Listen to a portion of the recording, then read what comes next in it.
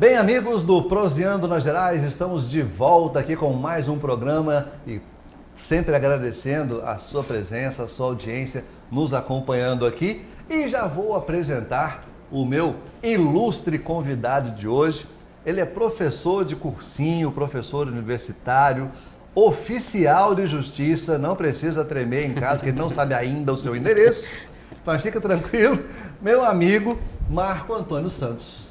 Muito obrigado pela sua presença. É um prazer estar aqui, Denis, né? Espero poder enriquecer o seu programa, que a gente já tem notícia que está fazendo um sucesso muito grande e apresentando o pessoal que a gente tem muita riqueza aqui nessa nossa cidade, né? Muita gente que tem muito a mostrar, a oferecer e espero contribuir com isso. Muitas histórias a contar. Vamos lá. Tenho certeza que tem muita gente que está formado, bem, trabalhando hoje, graças às aulas dessa figura aqui do meu lado. Mas vamos começar do começo, como eu digo sempre. Você é Montes Clarense mesmo? Eu nasci em Montes Claros, nasci em 71. Né? Sou Montes Clarense com muito orgulho, eu amo essa cidade. Sozinho? Tem mais irmãos? Como é que era essa bagunça na infância? Eu tenho duas irmãs, né? E são 4 irmãos. São 4 irmãos? São 4 irmãos. Eu tive já uma irmã que eu não conheci, né? Que faleceu. Sim. Mas assim, hoje eu tenho 2 irmãs e 4 irmãos. E eu mais novo.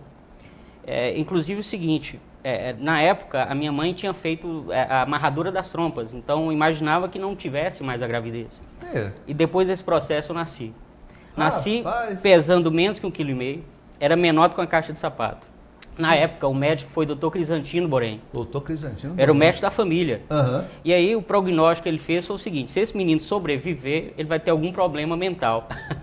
Ele acertou, falou na lata? Falou assim? na lata. Rapaz. E o interessante foi o seguinte, Denis, depois de um tempo, minha mãe, eu perdi meu pai muito cedo, mas ainda com meu pai vivo, ainda quase um bebê, quer dizer, eu já devia ter nessa época uns 3, 4 anos de idade. Minha mãe costurava. Uma das clientes da minha mãe era a Vera, a esposa de Dr. Atos. Sim. E aí, eu acredito que minha mãe ainda não sabia o que eu ia virar, rezava pelo menos para eu ter saúde, mas um dia a doutora Vera passou por mim e segundo o que minha mãe conta, eu estava com a lata de óleo, reproduzindo no papel as letras da lata de óleo. E aí a doutora Vera ficou toda empolgada e chamou minha mãe. Eu Muito sei que, novo para isso. sei que até hoje e outra, né? Foi aí que ela percebeu que o prognóstico talvez não fosse se cumprir. Sim. E dos certificados que eu já conquistei, dos cursos que eu já fiz, eu acho que nada tem para minha mãe o mesmo valor do que aquela lata de óleo. Para mim foi... Meu amigo, vou te contar. Como é que foi? A tua mãe te fala como é que foi receber essa notícia? Que se virar, ou seja, se vingar, se der certo, vai ter problema mental. Até que a gente... o que eu lembro das histórias que ela conta é só mesmo essa passagem, né? E assim, hoje eu não sou nenhum Alain Delon, mas dizem que na época eu era feio para danar, parecia um rato. E tem uma foto minha que bastante interessante, que é o seguinte, eu estou em cima do muro, bebê, né? E minha irmã segurando, e só aparece as mãos dela na minha cintura. Aí eu costumo, nas minhas aulas, falar dessa foto e dizer que ela não teve coragem de aparecer comigo na mesma foto. É que não dá. Mas então, a gente, pensando aqui, você não devia ter chamado Marco Antônio, detalhe, não? uma passagem que eu esqueci, eu tive convulsão. Com né? poucos meses de vida eu tive uma convulsão, que até hoje eu herdo o estrabismo dessa convulsão. Dessa convulsão. Você não devia chamar Marco Antônio, não, você devia chamar MacGyver. MacGyver, foi por aí. Passar na tromba amarrada, passar por tudo isso. Foi por aí. Foi por aí. E como é que foi essa infância, vamos colocar aí, saindo de um diagnóstico terrível para o prodígio em tão pouco tempo? Você se desenvolveu rápido? Depois dessa passagem tudo, eu tive muita sorte, eu fui acolhido com muito amor e também eu tive a oportunidade na época de estudar numa das melhores escolas da cidade, que era o Francisco Sá. Me lembro de tia Beatriz, diretora, e outra diretora, tia Genoveva. Então foi uma época muito boa mesmo. E hoje eu tenho colegas que foram colegas meus dessa época até o ensino médio, por exemplo, o Gil Rocha, que é arquiteto, o Igor, que é dono da São Jorge, a Candice, que é advogada na prefeitura, então Dênio Landim, que é corretor, e hoje a gente encontra essa turma muito boa. Eu peço até desculpa se algum deles estiver assistindo, eu não lembrei de falar o nome de todos, mas são pessoas que eu guardo assim na minha memória afetiva de modo muito especial. Eu tive o prazer de conviver com essas pessoas e eu acho que isso contribuiu muito, né, para eu superar tudo isso. Foi a amizade, foi o amor da família e desses colegas inesquecíveis. Até porque é uma coisa que é recorrente aqui no programa. A gente sempre lembra que a nossa infância desse período, eu sou 2 anos só mais velho que você, essa nossa infância era muito melhor do que hoje. Hoje eu percebo assim, eu tenho uma filha de 22 anos, né? E eu acompanhei era diferente a forma de se relacionar com os amigos, não tinha aquela intensidade que nós tínhamos. Para começar, ela não sabe o que é brincar na rua, jogar bola de rua, né? Coisa que a gente teve e que tem que agradecer muito a Deus por isso. Então hoje realmente não é a mesma coisa. Você ainda se reúne, você ainda costuma fazer uns flashbacks aí para juntar essa turma da escola para botar as fofocas em dia? Acontece às vezes, ocasionalmente, sabe? Infelizmente a gente não reúne com a frequência que a gente esperava, mas eu tenho a satisfação de, em momentos inusitados, encontrar com um e outro, e aí, gente, a conversa começa e não tem hora de parar. Você, que tipo de aluno você era? Você era assim daqueles mais, como a gente chamava na nossa época, CDF, ou era daqueles que gostavam mais do fundão? Não, eu fui, por quase toda a minha vida estudantil, eu fui CDF. Eu tinha paixão por estudar. É mesmo? Teve uma época que eu cismei que eu escrevi um livro de matemática. E hoje eu não sou nem tão bom de matemática assim. Juntamos eu e o Gil Rocha. O Gil continua, tanto que é arquitetura e tal. Mas depois eu não fui por aí não. Eu fui mais pro lado das humanas mesmo, de história e tal. Mas assim, no 3º ano, no final do ensino médio, que eu precisei começar a trabalhar, aí já mudou um pouco. Aí já tinha outro foco. Aí já tinha outro foco, eu precisei trabalhar mesmo. E eu comecei a trabalhar com 15 para 16 anos como office boy do Banco Brasil. Por quê? Para ajudar em casa? Para ajudar em casa, Eu estudava na época no Colégio Padrão. E na época, inclusive, eu guardo em meu coração uma gratidão eterna por Fátima Turano, que eu acompanhei. Hoje a gente vê a Faculdade Pitágoras ser o que é, mas eu vi desde o início. Então a Fátima Turano, ela era supervisora, me parece, de ensino na escola pública. E ela então teve a ideia de começar o Padrão. E o que ela fez? Ela começou a recrutar alunos da escola pública que se destacavam. E eu tive a sorte de entrar nesse grupo. Então comecei a estudar numa das melhores escolas de Montes Claros por bolsa. Sim. Entendeu? Porque eu não teria condições de pagar. E aí, num dado momento, a bolsa se esgotou e minha mãe foi procurar a Fátima e disse: Fátima, infelizmente eu não tenho como manter meu filho aqui. Aí a Fátima disse: olha, vai ter um exame de seleção para office boy no banco. E aí, se o Marquinhos fizer passar, ele ajuda a senhora a pagar, e aí eu faço um desconto. E foi nessa que eu entrei no Banco Brasil como office boy. Foi uma experiência que te mostrou mais ainda que realmente matemática não era a sua base? Sim, justamente. Ou aquilo também serviu para o que você pretendia no futuro? Na verdade, porque o banco foi muito importante para mim. Desde essa época, foi muito importante. Me ensinou muita coisa. Mas, assim, eu demorei muito a descobrir que não tinha compatibilidade com a minha natureza. Não era exatamente o que eu queria. Eu descobri o que eu queria depois de velho. Quer dizer, hoje eu sou apaixonado com direito. Sim. Né? Apaixonado por direito. Na minha vida de oficial de justiça, eu, graças a Deus, consigo empregar muito do que eu busco aprender, do que eu estudo. Mas, enquanto no banco, eu não podia viver isso. Sim. Então, uma das razões de eu ter saído. Agradeço, foi uma história importante, mas assim, não era a minha natureza ali, não. O que o Marquinho continua o Marquinho, Pode, Marquinhos, mas o que o Marquinho daquela época queria ser, que contrariou totalmente o Marquinho e virou realmente uma outra pessoa? O que era o seu sonho nessa época de criança, de adolescência? Inclusive o seguinte, há pouco tempo eu até escrevi um texto sobre isso, porque teve uma época que eu cismei de ser jornalista e publicitário. Concorrente meu aí. Com 16 anos, aqui em Montes Claros tinha uma outono publicidade e propaganda.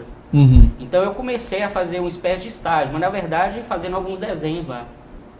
Inclusive, meio que uma merchandising que eu vou fazer aqui, mas tem uma logomarca na cidade que é muito conhecida, o calhambequezinho da Equipar.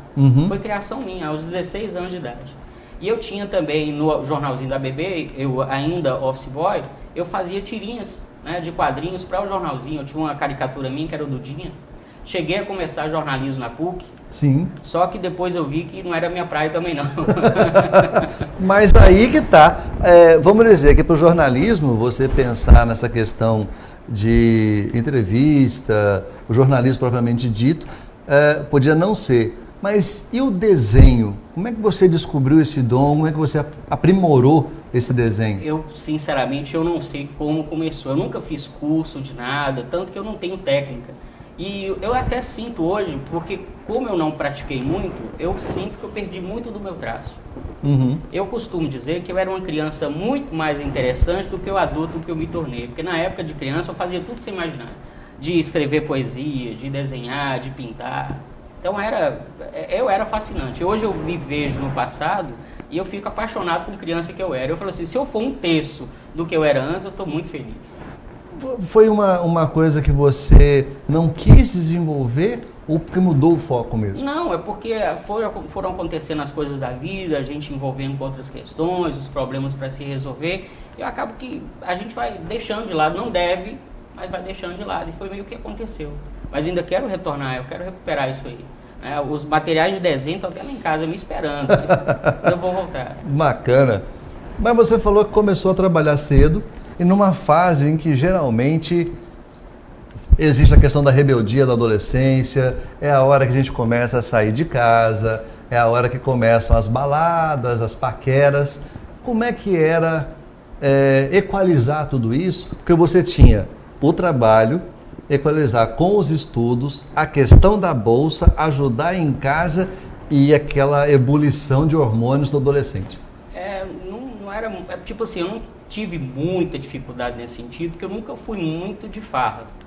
Né? Nunca fui muito... Então, eu saía quietão. Um pouco, sim, mas eu saía um pouco, né? Gostava de dar as namoradinhas, festinha e tal, mas de farra, assim, eu nunca fui, não. Eu fui muito mais caseiro. Eu tinha uma ligação muito forte com a minha mãe, ainda tenho. Uhum. Minha mãe, com a graça de Deus, viva, com WhatsApp, Facebook. De vez em quando eu vou no Facebook, eu tô lá.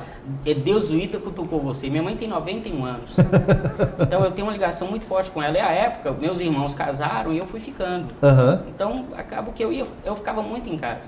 Você era quase que o cuidador da sua mãe. Na verdade, era ela que cuidava você. Cuidava de mim. Né? E até hoje ela tem essa preocupação comigo. E é assim. Você hoje é casado. Casado. Foi nessa época que você conheceu a esposa, não? Minha esposa tem uma história interessante, porque eu a conheci um pouco antes disso. Eu tinha 14 anos, a gente teve um namoro. 14 anos? Aí namoramos um pouquinho e tal. E falava que não saía, que não era de balada, eu tava namorando com 14. Mas era objetivo, né? Eu tinha objetividade, né? Então aí Aí ficamos, assim, namoramos um pouquinho. Aí passou um tempo, eu me desliguei dela, a gente perdeu o contato e tudo. Uhum. Aí, já no Banco Brasil, morando em Belo Horizonte, vim em Montes Claros e aí encontrei. Aí depois disso, nós nos reencontramos e aí ficou. E a gente está casado aí até hoje.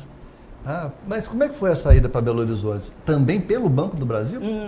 Foi, porque foi justamente quando eu comecei a fazer o jornalismo na PUC. Eu aqui tinha começado até o direito. Na época, na FADIR. Uhum. Né? E aí, mas eu, na faculdade de Direito, com aquela coisa, me sentindo incomodado. Falei, não, eu quero jornalismo. E aí foi que eu fui experimentar o jornalismo lá em BH. E foi com esse intuito que eu fui para lá. Comecei na PUC e tal, senti que não era muito a minha área.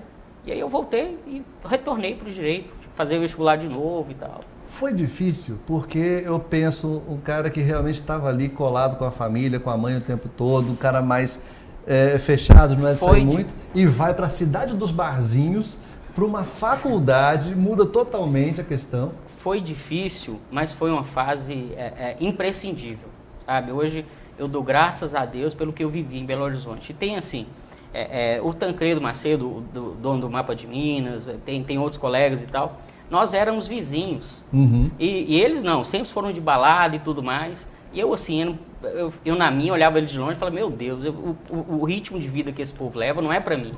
Aí acaba que eu fui morar numa república com eles, meus irmãos. Nunca pensei que ia encontrar uma família suplementar, vamos dizer assim. Até hoje eu assim os considero. Sim. É Dui pra mim, eu considero como irmão. tem Luciano e Léo, moram em Brasília, são odontólogos hoje. O Vinícius, que foi prefeito de Patins, está promoções. Sim. A primeira festa que ele fez foi no meu apartamento, o apartamento que a gente morava. Com um detalhe. Teste, faz com um detalhe. Teste. Eu de férias aqui e deixei uma recomendação. Falei, olha, vocês não vão fazer festa. Que era tudo em ordem aqui dentro. Eu sei que teve de tudo que imaginar, lata de cerveja. Eu demorei um pouco a saber da festa. E ficava assim, eu entrava no apartamento, e no elevador, quando eu entrava no elevador, todo mundo saía. Eu virei pessoa não grata sem saber por quê, depois que eu fiquei sabendo. Tinha um caderno na porta do prédio, que era para anotar reclamação, mas era assim, simbólico. Precisaram de um caderno novo por causa desse evento. Teu nome estava de cima a baixo em todas as folhas. A Star Promoções começou no meu apartamento. E está aí justificado porque ele não é de balada, porque esperou ele sair para a festa acontecer.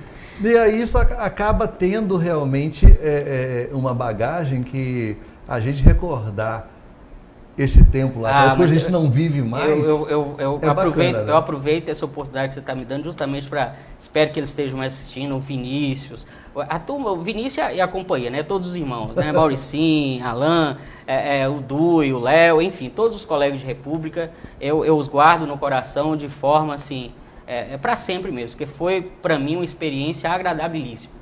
Agora, se já não era de sair, quando voltou de lá, já veio, namorou, casou, aí que parou de vez. Aí que parou de vez. Aí foi aí também que eu redescobri o direito, apaixonei-me mais ainda pela aula, e eu comecei praticamente a me dedicar a isso, né? A estudar, a dar aula, né? E aí estou assim. Durante bastante tempo, muita gente hoje formada se deve aos conhecimentos do Marquinhos. Porque minha esposa, inclusive, foi aluna dele em cursinhos pré-vestibular. E daqui a pouquinho, depois do intervalo, dou um tempinho para você tomar uma aguinha e a gente volta para saber nessa história como é que começou tudo isso. Até já!